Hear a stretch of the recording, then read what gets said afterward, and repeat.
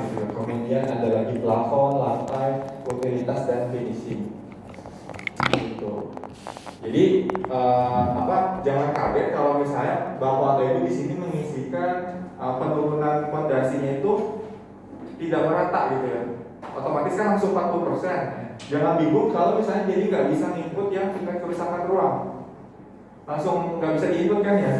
Tingkat kerusakan itu karena mungkin di checkpoint pertama sampai keempat itu ada rusaknya yang lebih dari 30%. Itu di dapotiknya.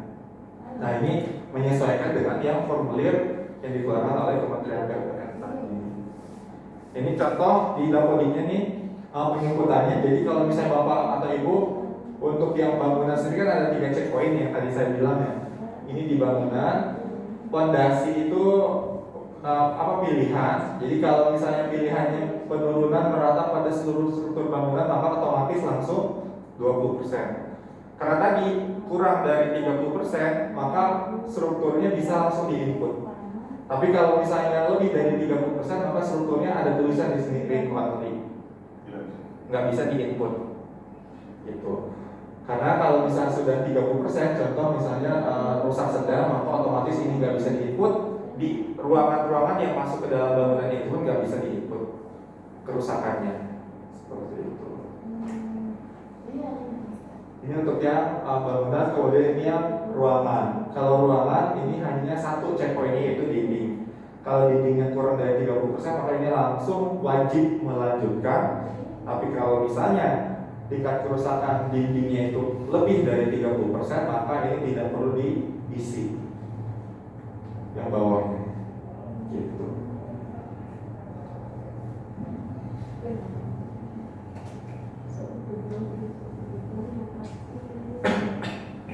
Berarti begini Mas Adi, beda dengan aplikasi yang kemarin. Aplikasi kemarin jauh sekali, ini kan perbedaan sekali. Ya. Banyak teman-teman yang melanjutkan data periodik semester kemarin langsung di dapodiknya itu bukan rusak sedang, langsung rusak berat. Ya. Karena rata-rata persentase kemarin 40% masih ternyata rusak sedang, Pak. Ya. Seperti tadi, kalau di atas 30% sudah rusak berat. Ya. Makanya di dapodik yang baru ini, begitu teman-teman lanjutkan data periodiknya, udah semua bangunan rusak berat semua. Terakhir mereka terkendala tidak bisa sinkronisasi. Terakhir mereka hanya bisa narik data terus. Ya. Terakhir kemarin memang pernah saya konfirmasi ke teman-teman untuk mengecek kondisi isian sarpras. Ya. Ya itu karena mulai dari 2021A untuk pengisian tingkat kerusakan sarpras langsung dirombak total ya. Ada perombakan total karena ini dari Kementerian PUPR-nya pengen formulirnya pokoknya harus sesuai dengan mereka yang keluar yang dikeluarkan oleh mereka gitu. Maka di dapur itu langsung mengikuti dengan permintaan mereka gitu. Kemudian terkait dengan tambah PTK baru ya. Untuk tambah PTK baru ini juga banyak yang menanyakan karena di aplikasi Dapodik di manajemen Dapodik sekarang kan sudah tidak bisa lagi mengakomodir untuk penambahan data PTK baru ya Pak. Jadi sekarang ya betul penambahan PTK baru itu hanya bisa dilakukan kewenangannya dipindah ke Pusdatin gitu ya. Jadi melalui Perpal PTK tanpa PTK itu yang dilakukan tetap oleh dinas. Jadi di sini pertama mungkin dimulai dari satuan pendidikan atau sekolah yang menyiapkan dokumen PTK baru seperti berkas-berkasnya, kemudian SK penugasan, formulir dan yang lain mungkin. Kemudian setelah itu ditambahkan oleh dinas pendidikan di manajemen master referensi di Perpal PTK. Kemudian di sini ada pengecekan NIK-nya 2 kali Bapak Ibu. NIK PTK yang diinputkan itu diceknya 2 kali oleh Pusdatin. Pertama NIK yang disandingkan dengan data Kemdagri atau Dukcapil gitu. Kalau misalnya NIK-nya ditemukan maka otomatis langsung ketemu. Kemudian NIK-nya yang kedua, pengecekan NIK kedua adalah pengecekan NIK di Dapodik. Jadi setelah Kemdagri lolos, maka di Dapodiknya pun langsung dicari. Kalau misalnya NIK-nya ditemukan di Dapodik, maka tidak bisa melakukan penambahan data GTK baru. Jadi disarankan untuk melakukan tarik PTK atau penambahan penugasan aja oleh dinas. Tapi kalau misalnya NIK-nya tidak ditemukan di Dapodik, maka dari dinas itu langsung bisa melanjutkan untuk penambahan PTK baru gitu. Itu selesai tuh tugas dinas hanya sampai penambahan PTK. Nah selanjutnya ketika data PTK tersebut selesai ditambahkan, maka langsung masuk ke data referensi dan data manajemen Dapodik. Dari situ untuk bisa masuk hasil penambahan oleh dinas sinkron itu langsung masuk ke aplikasi Dapodik gitu. Jadi sekarang bukan lagi di manajemen Dapodik untuk penambahan PTK, tapi penambahannya melalui verbal PTK. Itu. Ini ada pemindahan kewenangannya untuk perekaman baru.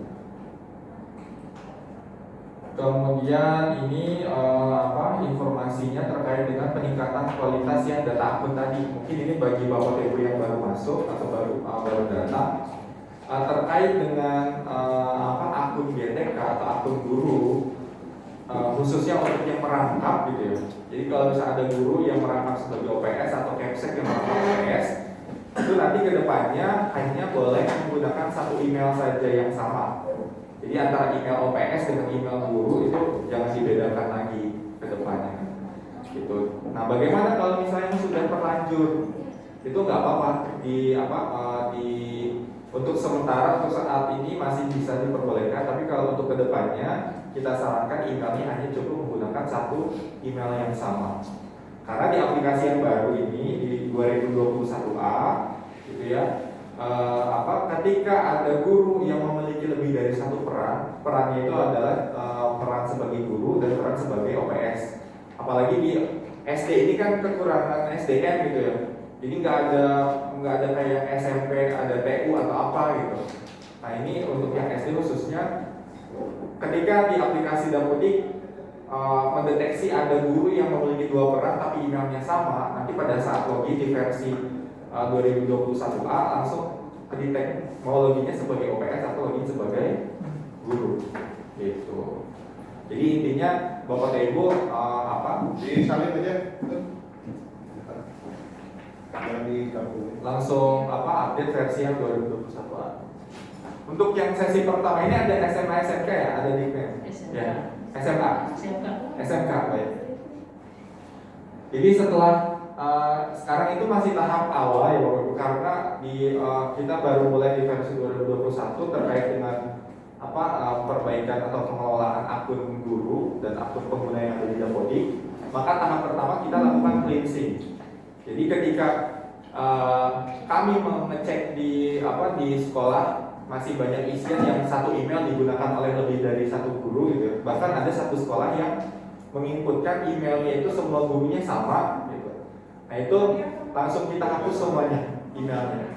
Jadi kita bersihkan lah istilahnya, kita bersihkan akun pengguna tersebut. Kemudian yang kedua setelah penggunanya dibersihkan, kita menginginkan semua guru itu memiliki email yang terverifikasi.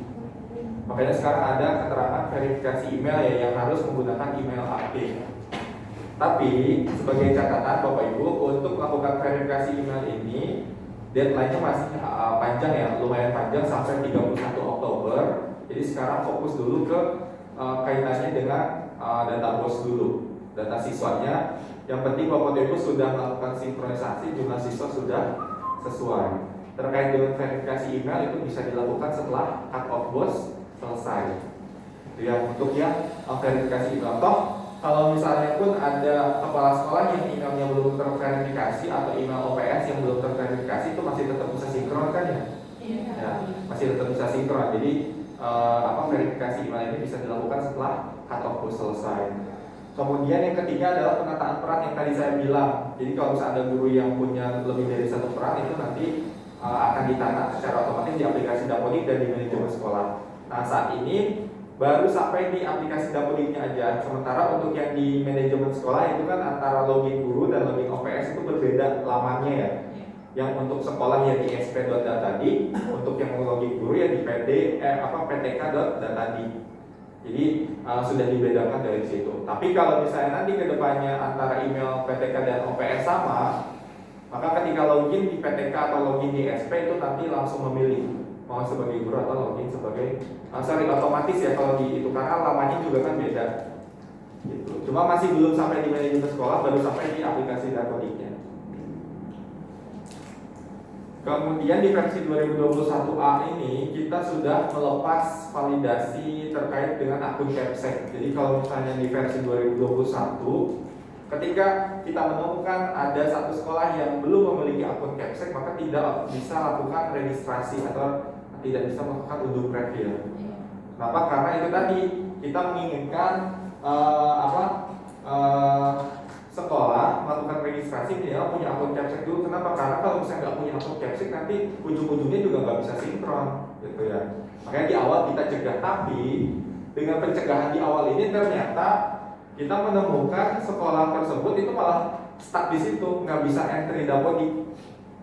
Makanya di versi 2021A kami melepas validasi akun Capsek tersebut. Jadi walaupun sekolah belum punya akun Capsek, masih tetap bisa melakukan entry Dapodik atau masih bisa melakukan registrasi Dapodik. Itu walaupun belum punya akun Capsek. Nah, gimana kalau misalnya nanti akun Capseknya belum ada, otomatis nggak bisa sinkron. Gitu. Nah, di versi 2021A, Bapak Ibu sambil berjalan penginputan di Dapodiknya, bisa juga paralel dengan menginputkan data akun kepala sekolah di manajemen sekolah. Gitu. Jadi sambil jalan entry Dapodik, input juga akun Capseknya di manajemen sekolah itu. Nah, kemudian agar bisa masuk akun kepala sekolah yang dimasukkan di manajemen sekolah itu ke aplikasi Dapodik di lokal dengan fitur itu tadi tarik data. Agar akun kepala sekolah yang dibuat di manajemen sekolah tadi itu bisa langsung masuk ke aplikasi Dapodik di sekolah.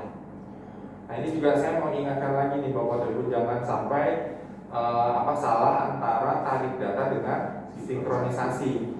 Jadi masih banyak kita temukan sekolah sudah merasa datanya itu terkirim atau datanya itu sudah masuk ke server Dapodik, padahal baru ngeklik tarik data, bukan sinkron. Jadi bedanya apa? Kalau tarik data itu hanya satu arah ya Bapak Ibu, hanya dari server pusat ke lokal sekolah. Tapi kalau misalnya sinkron itu kan dua arah, dari lokal sekolah kirim ke pusat, dari pusat kirim juga ke sekolah, itu sinkron. Nah, kemudian itu pertama, kalau tarik data satu arah, sinkron dua arah. Kemudian perbedaan kedua adalah kalau mau tarik data tetap invalidnya walaupun 200 atau invalidnya 100 itu masih tetap bisa tarik data. Toh tidak mengirimkan data ke pusat karena hanya dari pusat ke sekolah saja. Gitu. Tapi kalau yang sinkron itu kan Bapak Ibu mungkin sudah tahu ya, kalau harus invalidnya 0 dulu baru bisa sinkron. Gitu. Itu bedanya yang kedua. Kemudian yang ketiga, perbedaan tarik data dan sinkron adalah kalau tarik data itu bisa menggunakan akun operator sekolah. Tapi kalau sinkron wajib kudu itu harus menggunakan operator login kepala sekolah. Jadi nggak bisa pakai login operator sekolah. Kecuali login operator sekolah tapi tukar pengguna ke kepala sekolah itu baru bisa. Gitu, itu bedanya. Nah, di tahap 1 kemarin saya masih banyak tuh nemuin kok saya diundang gitu. Kok saya diundang ke acara ini? Karena yang diundang ke acara ini adalah sekolah-sekolah per hari Minggu kemarin yang belum melakukan sinkronisasi. Nah, sekolahnya bingung, saya udah sinkron kok masih diundang gitu. Kemarin ya yang tahap 1. Pas kita cek, ibu sudah sinkron? Sudah mas, jumlah siswanya berapa? 120. Pas kita cek, kok jumlah siswanya kosong di Dapodik. Ternyata pas kita tanya, ibu sudah sinkron atau belum? Sudah, pakai tombolnya mah tarik data. Nah itu ya, mungkin yang harus kita luruskan di sini ya. Jadi harus harus bisa membedakan mana tarik data, mana sinkronisasi. Jadi kirim data tetap harus menggunakan tombol sinkron. Kalau misalnya di situ pada saat Bapak Ibu ingin melakukan sinkron tapi tombolnya tarik data, berarti itu belum sinkron. Kecuali kalau di tombolnya sudah ada keterangan sinkronisasi, dan kan kalau misalnya sudah sinkron itu ada keterangan tabel yang di bawahnya. Data yang mengalami perubahan berapa, data yang masuk ke lokal berapa. Nah, kalau sudah data yang mengalami perubahan sudah 0, kemudian data yang masuk ke server sudah masuk, otomatis sinkronnya berhasil. Itu ya terkait dengan perbedaan tarik data dan sinkronisasi. Kemudian penguncian S1. Nah, ini juga lumayan banyak nih ya perbaikan S1 atau tahun masuk atau tahun lulus yang menyebabkan datanya invalid di aplikasi Dapodik. Tapi nggak bisa diperbaiki di versi 2021. Sementara kalau misalnya invalid otomatis kan jadi nggak bisa sinkron ya. Ini juga jadi dilema operator sekolah ini bagaimana memperbaiki. Nah, akhirnya di versi 2021A kami rilis bahwa untuk perbaikan riwayat pendidikan formal atau S1 itu langsung dibuka dan bisa dilakukan perbaikan oleh akun gurunya masing-masing. Atau kalau misalnya Bapak dan Ibu ingin menggunakan login operator sekolah bisa, tapi tetap harus menggunakan tukaran pengguna ke guru yang bersangkutan yang mau diganti isian data riwayat pendidikan formalnya. Biasanya yang paling banyak adalah pengisian tahun masuk dan tahun lulus itu tidak sesuai, makanya itu yang menyebabkan datanya invalid. Jadi solusi pertama adalah pastikan Bapak dan Ibu sudah menggunakan aplikasi Dapodik versi 2021A dulu baru bisa memperbaiki ini, gitu ya. Jadi ini harus 2021A dulu. Kemudian, nah, pembukaan validasi yang riwayat pendidikan formal ini itu hanya dibuka tidak selamanya ya Bapak. Jadi kalau misalnya memang ada perbaikan harus segera diperbaiki sekarang, gitu ya. Di versi yang 2021A. Kenapa? Karena nanti kedepannya tetap untuk perbaikan riwayat pendidikan formal atau misalnya perbaikan yang ada di akun PTK itu hanya bisa dilakukan oleh si PTK yang bersangkutan. Jadi bukan lagi oleh operator sekolah. Contoh, rencananya misalnya kalau misalnya akun ini sudah selesai semua guru menggunakan email aktif semua, gitu ya, sudah punya terverifikasi semua, maka ketika contoh ada guru yang salah riwayat gaji berkala, gitu. Maka nanti perbaikannya bisa langsung online di ptk.datadik.kemdikbud.go.id menggunakan akun PTK yang bersangkutan tanpa harus diperbaiki oleh operator sekolah, gitu. Jadi kalau misalnya terkait dengan info GTK nih, ini riwayat gaji berkalanya harusnya pangkatnya 4A tapi kok tertulis di dapurnya 3B, gitu. Kemudian masa kerjanya harusnya 32 tahun, tapi kok yang tertulis hanya 28 tahun. Perbaikannya gimana? Login menggunakan akun PTK masing-masing. Dia bisa langsung perbaiki sendiri gitu di PTK data itu. Cuman itu kan masih panjang karena sekarang masih perbaikan akun dulu nih. Perbaikan akun aja belum selesai, verifikasi juga belum selesai gitu ya. Jadi masih dibuka perbaikan tersebut di aplikasi Dapodik. Tapi nanti lambat laun ke depan perbaikannya satu persatu itu bisa menggunakan online semua oleh guru yang bersangkutan, gitu. Itu ya untuk akun guru. Kemudian ini untuk yang S1, kemudian khusus untuk yang SMK. Di sini yang datang SMK ada berapa nih? Cuma bapaknya aja atau ada lagi? Masih dalam perjalanan. Masih dalam perjalanan. Nah, untuk yang SMK sekarang perbedaannya adalah harus memilih kompetensi keahlian ya Pak, bukan lagi program keahlian untuk yang tingkat 10. Nah ini juga banyak kendala kemarin kita temukan masih banyak sekolah yang masih kesulitan dalam penambahan rombel, kurikulumnya nggak tampil. Nah itu padahal karena inputan di provinsi salah pilih jurusan yang harusnya menggunakan kurikulum 2013 revisi, tapi pada saat penambahan jurusan di provinsi itu milihnya masih yang kurikulum 2013. Otomatis di sekolah nggak tampil kurikulumnya gitu. Karena sekarang untuk yang pertama perubahan proses bisnis untuk SMK tingkat 10 ini wajib menggunakan jurusan kompetensi keahlian, bukan lagi program. Kemudian wajib menggunakan kurikulum 2013 revisi.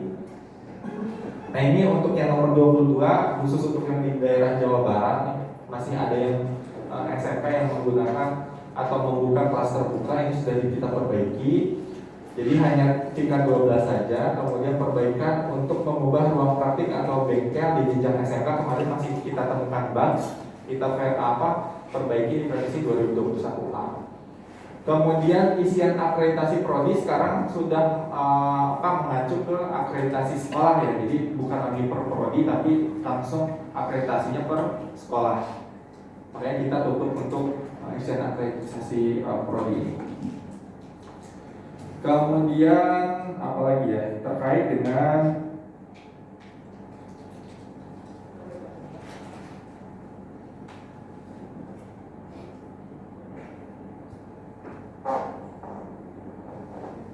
ini untuk yang PKBM.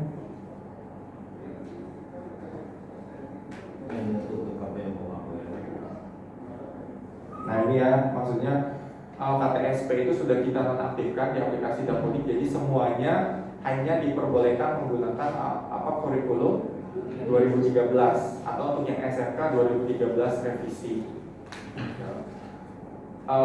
Ini untuknya di aplikasi Dapodik yang versi sekarang. Jadi kalau misalnya di semester kemarin masih ada kelas yang masih menggunakan KTSP, maka di Dapodik yang sekarang tidak bisa menggunakan fitur naik kelas karena kurikulumnya beda ya antara yang semester kemarin dengan yang semester sekarang. Otomatis harus menambahkan rombel baru.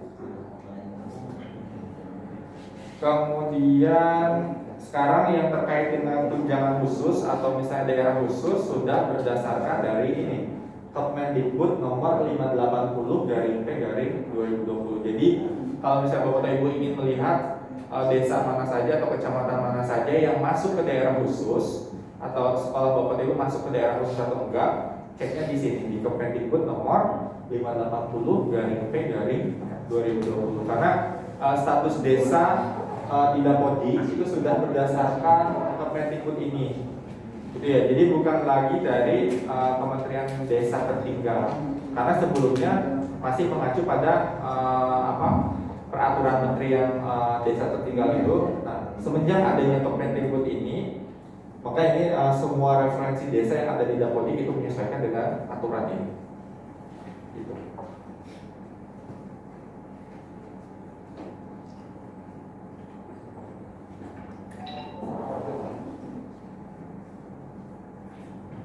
Kemudian ini ada saya diingatkan lagi dari pengelola BOS di pusat terkait dengan cut off BOS besok yang akan dilakukan.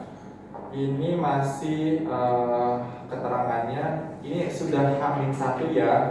Jangan lupa dorong sekolah untuk melakukan sinkronisasi dan lapor BOS online. Bagaimana kalau tidak melapor? Apa resikonya? Resikonya adalah ini maksudnya lapor BOS online ya, Bapak Ibu. Lapor BOS online yang tahap 1. Resikonya kemungkinan salurnya untuk yang tahap 3 telat sampai dengan sekolah tersebut lapor BOS. Dampaknya dana BOS tidak dapat dilakukan dengan cepat untuk memenuhi kebutuhan sekolah. Nah, yang disalurkan pada gelombang 1 itu kan nanti di tanggal 31 itu kita cleansing dulu, kemudian di bulan September awal kita langsung rilis atau menerbitkan SK tahap 3 gelombang 1 ya. Nah, yang disalurkan pada gelombang 1 adalah sekolah-sekolah yang satu pertama sinkron Dapodik, kemudian yang kedua yang sudah melapor tahap 1 di pelaporan BOS online. Kemudian yang ketiga khusus untuk sekolah swasta mengupdate SK izin operasional. Jadi SK izin operasional ini itu harus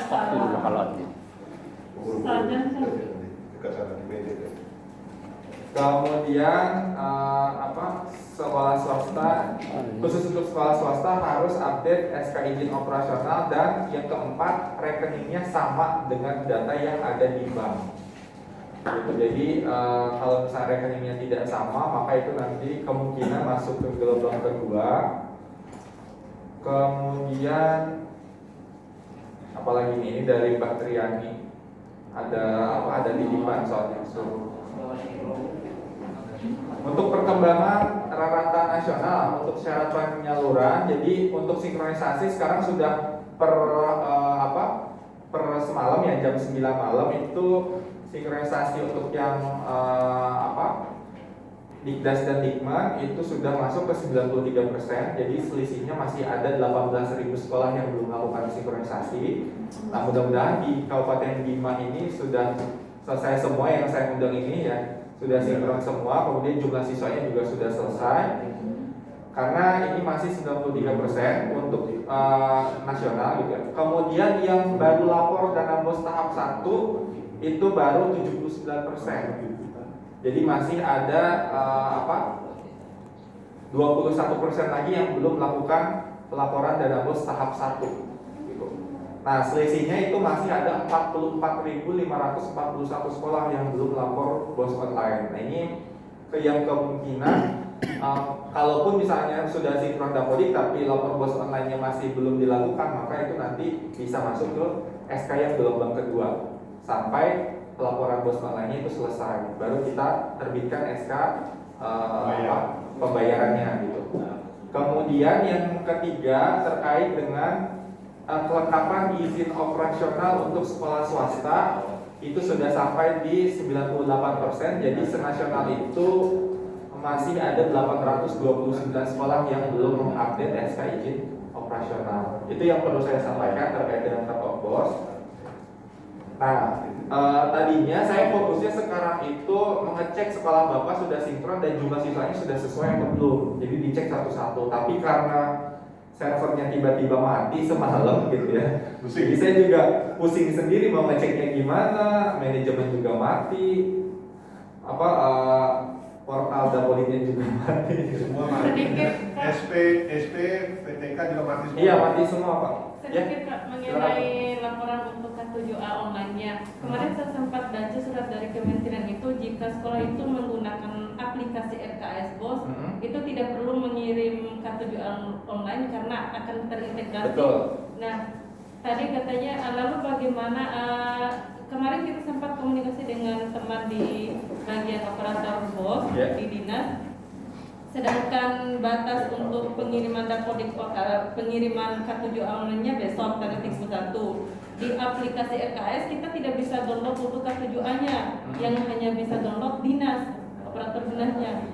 Jadi sampai sekarang kita belum melapor K7 online kecuali kita hanya konfirmasi untuk pengambilan dana bosnya di ruang 1, 2, 3 saja dalam portal bos. Itu bagaimana solusinya sekarang? Baik, jadi kalau misalnya yang sudah betul Ibu bilang tadi, untuk yang sudah melakukan penginputan di Arkas Arkas gitu ya, itu tidak perlu lagi melaporkan dana bos online gitu karena sudah terintegrasi gitu. Jadi kalau misalnya Arkasnya sudah diinput selesai, maka nggak perlu lagi lapor bos online gitu karena sudah tadi. Tapi kalau misalnya Ibu terkendala di unduhannya itu hanya bisa dilakukan oleh dinas, maka itu kan sebenarnya ada aplikasi khusus yang namanya Markas atau manajemen Arkas untuk yang dinas sendiri. Kemungkinan kalau misalnya memang sudah sinkronisasi, kita akan merekap, ada rekapannya kok Bu gitu. Dan nggak perlu pusing lagi terkait dengan yang pelaporan bos online tadi, karena yang penting Ibu sudah sinkron di Arkasnya dan sudah masuk. Soalnya ada beberapa teman juga sih yang dari sesama operator tuh bilang, oh kalian belum lapor K7 online dan sebagainya. Jadi kita was-was dari kemarin, sempat juga tanya ke teman-teman dinas. Teman dinas memberikan saran seperti itu. Tapi yang namanya juga ego sebagai teman-teman operator itu banyak yang akan menakuti teman lain. Apalagi ya kita yang berada di wilayah-wilayah yang jauh dari jangkauan informasi atau teman-teman yang ada di terpencil kayak di Sampung dan sebagainya. Ibu jenjang apa? SD. Nanti coba sampelnya aja, MTSN-nya berapa, dituliskan, kemudian nanti saya coba cek dulu di markasnya udah masuk atau belum. Ada lagi Bapak Ibu yang mau bertanya terkait dengan aplikasi Dapodik yang versi 2021A? Pastikan ya sudah install yang 2021A gitu ya, karena di situ lumayan banyak perbaikannya. Khususnya bagi yang masih terkendala penginputannya di versi 2021. Ya, silakan Pak. Terima kasih. Begini Pak, saya menggunakan satu akun itu Dapodik. Apakah itu dibisarkan atau bagaimana? Satu akun untuk dua Dapodik maksudnya gimana? Iya. Maksudnya Dua begini, lembaga Pak. atau dua sekolah? Dua sekolah. Dua sekolah, satu laptop, satu akun Pak. dua lembaga, satu akun. Iya. Kalau akun nggak bisa Pak di Dapodiknya itu. Karena saya gunakan akun yang satu, kemudian saya coba untuk registrasi ke akun SKB itu bisa pada saat registrasi Pak. Juga masuk ke Dapodik A21A. Kemudian pada saat SSP melakukan perbaikan atau modifikasi kepala sekolah itu tidak bisa masuk. Iya, karena sebenarnya untuk akun di Dapodik sendiri, untuk yang beda lembaga, bisa saja misalnya satu laptop sampai 15 sekolah, tapi akunnya harus beda. Kalau misalnya akunnya sama, itu pasti nanti datanya akan bentrok, Pak. Jadi kalau misalnya sudah terlanjur misalnya bisa gitu, akunnya bisa, itu saya sarankan sih untuk segera dilakukan perubahan ya akunnya. Jadi hanya satu sekolah ya satu akun, nggak boleh dua akun. Sedikit ya tambahan. Iya, Pak. Begitu kita nambahkan akun teman-teman, ya kita di manajemen dinas menambahkan akun. Begitu kita menambahkan akun yang sama atau yang sudah terdaftar, di situ kita nggak bisa nambah lagi. Ya. Jadi dilakukan. Ataupun akun yang sudah terhapus atau yang tidak digunakan lagi, kita membuat akun seperti baru lagi seperti itu ya, seperti nama akun sebelumnya, itu nggak bisa. Diupayakan sekolah ataupun lembaga ataupun individu membuat akun yang berbeda. Gambar itu. Ya, email yang berbeda, Pak. Kalau bisa email yang berbeda. Ada lagi, silakan. Ini karena mohon maaf ya, karena sistemnya juga nggak bisa, jadi kita sharing aja ya, sharing Pusing diskusi. dari malam gitu ya. Iya, saya juga pusing nih, banyak WA, banyak apa, tapi nggak bisa ngebalas apa. Itu HP saya jalan tuh kayak mau terbang. Di sini ada yang belum sinkron sekolahnya? Sudah sinkron semua? Ada Pak? Masih belum. Ada yang belum? Belum, Pak. Bapak dari sekolah mana? Bapak juga belum? Iya. Tarik data sudah Dan Tanah Pura. Etienne Danapura, Kecamatan Abalang. Sinkron belum ya? Iya. Saya bagi NPS-nya nih, Pak. Iya. Nanti mau cek. MPSN ya? Bapak NPS-nya berapa? Siap. Dan mau juga. 69. Belum aku kagak data. 5020. Bentar, yang itu dulu ya. 50 5496 Ya. 5020 5496. Mudah-mudahan nanti agak siangan ini online gitu Pak. Jadi biar bisa. Di mana nggak bisa masuk? Iya, dari semalam masih belum. Mulai dari setengah 12 malam. Iya. Invalidnya masih banyak Pak. Invalidnya masih banyak atau sudah Udah kosong. sudah kosong, berarti tinggal sinkron aja. Ada sinkron. Akun kepala sekolahnya udah aman. Aku sekolahnya udah aman tapi belum verifikasi. Oh, nggak masalah kalau verifikasi bisa Aman. nanti. Ada. Akun itu yang tidak positif itu sama dengan di SP atau di Oh, 693 Ah, 554 554. 38 Oh, deh. SMK sampai PSN. SMK, SKP juga tuh. Sama saya juga Pak. Belum sinkron. Iya. Invalidnya masih banyak nggak Pak? Sudah Sudah kosong. ada. MPSN-nya 50 50. Sini tuh di undangan gua. 40 54. Ada lagi yang di sini yang belum sinkron? Sudah. Belum. Oh, belum. Berapa Pak? 50 20 3896. Ini bisa ya? Aduh, ini saya harus lapor buru-buru nih biar bisa sinkron sore ini. Ya, kalau bisa ada jalur khusus lah. Iya. Ya, nanti kita coba lapor dulu Pak. Yang kita khawatirkan kalau seandainya besok kita sinkron tanggal 31, biasanya baru terbaca di manajemen atau di server 1 kali 24 jam. Iya. Update data. Itu yang kita khawatirkan. Ya, kalau bisa selambat-lambatnya tanggal 30 kita udah sinkron. Iya.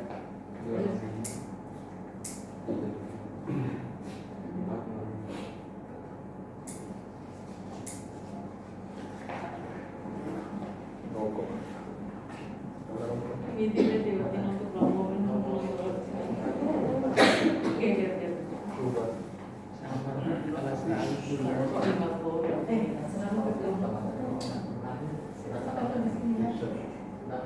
Yang kasih itu macam tidak kan?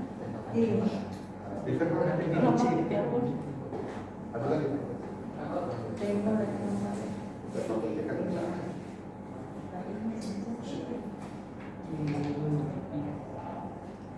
bisa. Nih, ini saya sama bos disuruh ngisi pemekaran dulu katanya sambil nunggu servernya diperbaiki. Soalnya disebut rame-rame tadi malam tuh. Iya ini. Jadi ujung-ujungnya teman-teman yang di daerah juga ngisi paparan jadinya. Kira-kira apa nih Pak yang masih bingung di sini? Saya isi sarpras saja nggak apa-apa. Lanjut aja Pak. Lanjut ya. Jadi ini saya mau sampaikan lagi sedikit terkait dengan kualitas data sarana dan prasarana. Mungkin Bapak atau Ibu masih bingung terkait dengan pengisian sarpras.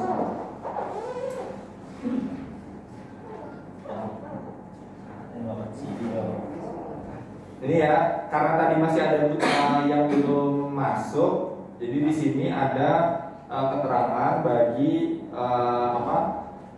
sebagai syarat untuk pengusulan DAK Fisik 2021 untuk penginputan tingkat kerusakan bangunan sekolah itu dilakukan oleh Dinas PUPR atau tenaga teknik sipil lain. Jadi sebenarnya bukan operator sekolah, mengacu pada surat edaran yang dikeluarkan oleh Mendikbud. Itu. Jadi di sini ya. Bagus itu. Ya, karena di sini formulir yang kita tempelkan di aplikasi Dapodik itu menyesuaikan dengan formulir yang dikeluarkan oleh Kementerian PUPR. Makanya dirombak total ya di aplikasi Dapodiknya gitu. Kemudian perhitungannya juga sudah berdasarkan apa yang dikeluarkan oleh Kementerian PUPR sendiri. Jadi di sini kalau di aplikasi Dapodik sebelumnya itu ada rusak ringan, rusak sedang, rusak berat, dan rusak total. Ada 4 ya. Tapi kalau yang versi sekarang itu kerusakannya hanya dibagi menjadi 3 aja. Rusak ringan, rusak sedang, dan rusak berat. Jadi di sini ada yang warna kuning nih. Ada yang warna kuning, nah itu adalah komponen struktural dan komponen non struktural. Jadi di sini contoh untuk yang rusak ringan, kerusakan terjadi pada komponen non struktural seperti penutup atap, langit-langit, plafon, kemudian penutup lantai dan dinding pengisi. Kemudian ada juga yang rusak sedang. Kalau rusak sedang itu sebagian komponen non struktural atau sebagian yang struktural. Jadi sudah ada yang non struktural, ada yang strukturalnya juga. Jadi nanti kita bedakan mana yang struktural, mana yang non struktural. Kemudian kalau sudah rusak berat, maka itu masuknya ke sebagian besar komponen bangunan baik itu struktural maupun non struktural sudah rusak. Itu masuknya ke rusak berat. Kemudian, nah ini ada warna merah, ada yang warna oranye ya Bapak Ibu. Jadi sini kalau misalnya Bapak Ibu bisa lihat, ada yang warna merah itu adalah masuknya ke komponen bangunan atau komponen struktural. Tapi kalau misalnya yang warna oranye berarti itu masuknya ke komponen non struktural. Itu. Jadi untuk yang masuk ke komponen bangunan ini ada atap, ada struktur, ada fondasi. Makanya di aplikasi Dapodik sekarang yang masuk ke pengisian tingkat kerusakan bangunan itu ada 3 checkpoint.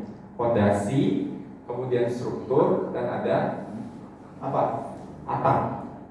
Nah, kemudian selanjutnya ini adalah yang warna oranye terkait dengan komponen ruang atau komponen non struktural. Di sini dibagi-bagi, ada dinding, kaca kusen pintu, finishing, plafon, lantai, dan utilitas. Begitu utilitas listrik dan air. Nah, ini sih yang yang kita sematkan di aplikasi Dapodik. Jadi sebenarnya lebih mudah ya untuk penginputan di yang versi sekarang, karena pertama penilaian tingkat kerusakan dilakukan terhadap masing-masing masa bangunan. Jadi bila terdapat lebih dari 1 masa bangunan, maka sekolah dapat memilih tingkat kerusakan lebih dari 1. Jadi contoh, kalau misalnya untuk masa bangunan yang ini, kalau misalnya Bapak Ibu bingung, ini ada 4 checkpoint. Ada checkpoint pertama, checkpoint kedua, checkpoint ketiga, sama checkpoint keempat. Jadi di Dapodik itu ada 4 checkpoint yang harus Bapak Ibu isi. Nah contoh, kalau misalnya di pengecekan fondasi di aplikasi Dapodik itu kan pilihan hanya fondasinya turun merata atau fondasinya turun merata atau tidak. Nah, itu akan otomatis dihitung oleh aplikasi. Kalau misalnya pondasinya turun tidak merata, otomatis langsung 40 atau 30%. 30% ke atas maka langsung masuknya ke rusak berat. Sudah stop sampai di sini, nggak perlu ngisi lagi ke bawah. Jadi pondasinya kalau misal udah lebih dari 30%, maka ini nggak perlu dilanjutkan, cukup sampai di sini pengisian di dapodiknya. Karena kalau misalnya pondasinya sudah tingkat kerusakannya sudah lebih dari 30%, maka dianggapnya semua ruangan yang ada di bangunan tersebut langsung rusak berat. Gitu. Tapi kalau misalnya pondasinya itu masih kurang dari 30%, maka Bapak dan Ibu harus melanjutkan ke checkpoint kedua. Jadi di aplikasi Dapodiknya, kalau misalnya checkpointnya yang pertama kurang dari 30%, maka checkpoint kedua langsung bisa diisi ya. Itu langsung bisa diisi. Nah, di sini ada pengecekan kolom, balok, dan plat, yaitu masuknya ke struktur. Kalau misalnya strukturnya itu sudah lebih dari 30% tingkat kerusakannya, maka langsung stop di checkpoint ke-2. Nggak perlu melanjutkan lagi ke bawah.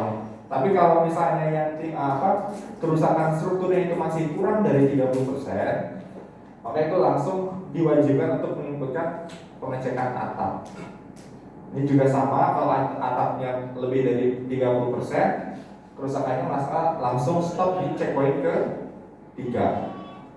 Sudah selesai, tapi kalau kerusakannya kurang dari 30%, maka wajib masuk ke checkpoint ke-4, yaitu pengecekan dinding.